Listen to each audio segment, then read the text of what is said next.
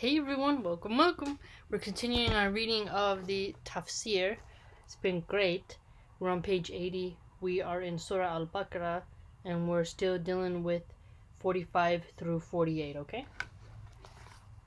Then Allah again reminds the children of Israel of His blessings, as in exhortation and warning, and He instills in them fear of the day of resurrection, when no soul, even if it is one of the noble souls, such as the prophets and righteous, shall avail, that is, be able to help another, even if the latter is the closest of family members at all, in any way, great or small. Rather, the only thing that will benefit an individual is righteous deeds that he sent on ahead. Okay, now that one gives me goosebumps. The Quran made that very clear, right? You're not going to be able to intercede for anyone.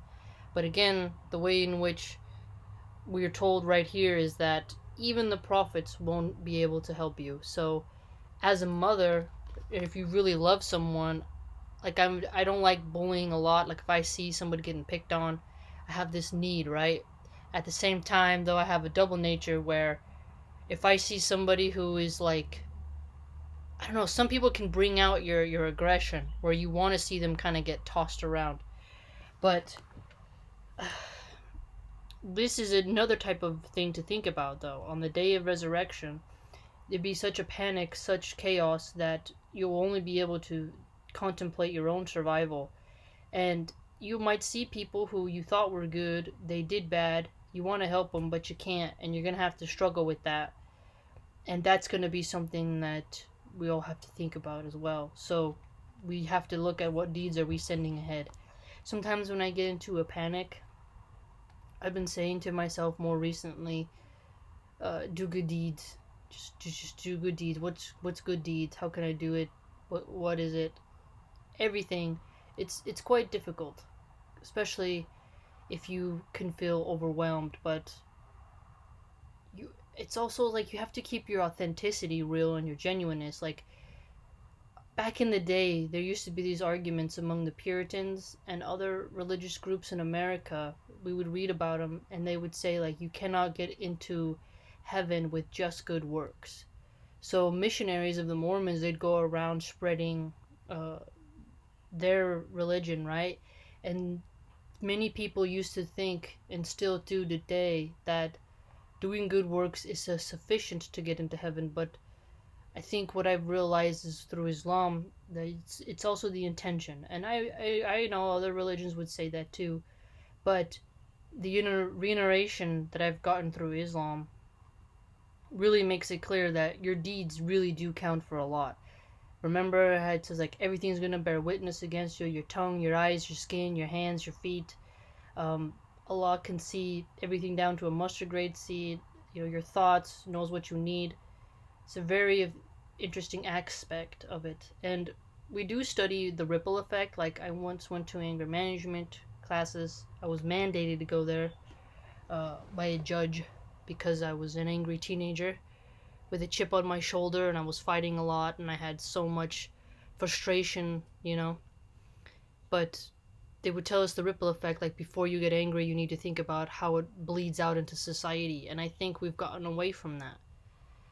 And a lot of gang members struggle with that because we only think we're in the nucleus of the gang life. You're not thinking how you're punishing your community. And a lot of people really, like today, they're not looking at the deeds of what these gang members do and how artists influence, these gang members, and how that really ruins society when that mentality gets around more than just corrupt police or broken judicial system. So your deeds, you have to focus on that. So what are the deeds that groups are putting forth? What are the deeds that individuals are putting forth? And ourselves, right? And neither intercession nor ransom will be accepted from it. Now this ransom thing, some people would think, I would never sell my kid. But during the Great Depression in the United States, you can read stories and see some old photographs where people did try to sell their children. And it was definitely quite sad. So there is a moment of human despair. If you think about Moses, she didn't ransom her son, but she gave him away. She was reunited later. But this act of giving away your child. Like my brother, Connor, we call him Pierce Connor. He was adopted. He was not ransomed, right? But my mom gave him away because she couldn't take care of him. She knew he'd have a better life.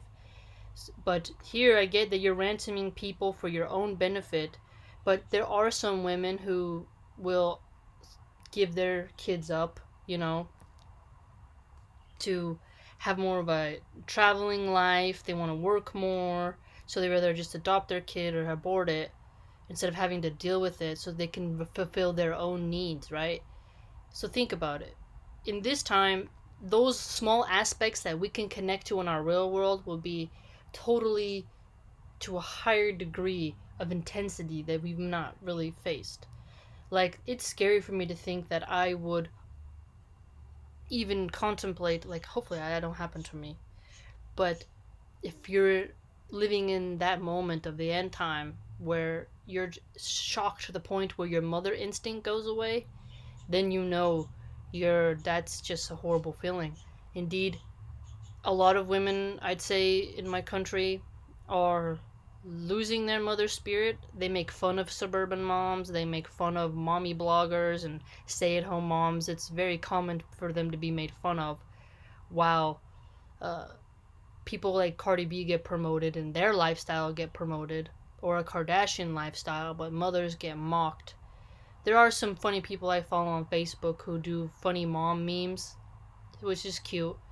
You can poke fun of it, but to me, this ransom interceding, it's really a sign of like, where are we at today? How far do we have to go to that moment? And I know that it's in the Quran, it's the day of judgment will happen when no one expects it. So we can't say, oh, we're tracking it like the Mayan calendar or some Nostradamus type of thing. No, I understand.